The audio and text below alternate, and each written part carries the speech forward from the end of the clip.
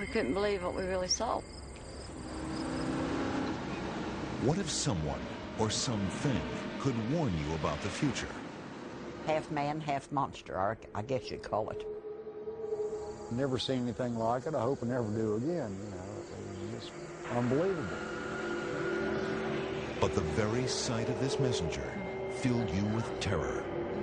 Those eyes. That's all she'd ever say was those eyes.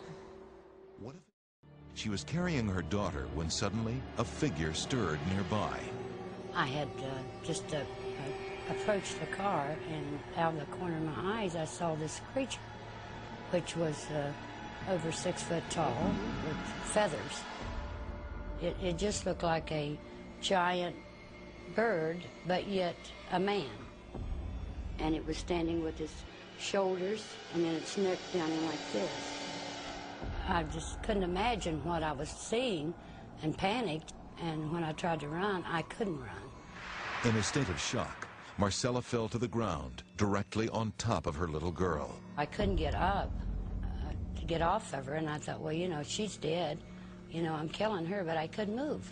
You know, it was just, I was in a trance. Finally pulling herself together, she picked up her child and ran towards the house. When I finally did get up to my feet and get my feet working, I realized that my knees were all torn up and my hands and my face had been buried in the sand. I couldn't see. And I thought I heard the creature fly off with these real loud flopping wings, you know, made a real loud sound. The family locked themselves inside the house, but hysteria gripped them as the creature reappeared, shuffling onto the porch and peering into the windows. The police were summoned, but it had vanished by the time they arrived. It was just very frightening. One of the worst frightening experience I've ever had, you know, in my life. And hope it's the last. Yes, sir. So I think my question is actually to Clifford Stone. You said that you had seen aliens on a craft that had crashed. I wondered if you could describe what they looked like. I could, but it would probably take a whole lot of time. The reason I state that, when I got out in 1989, we had cataloged 57 different species.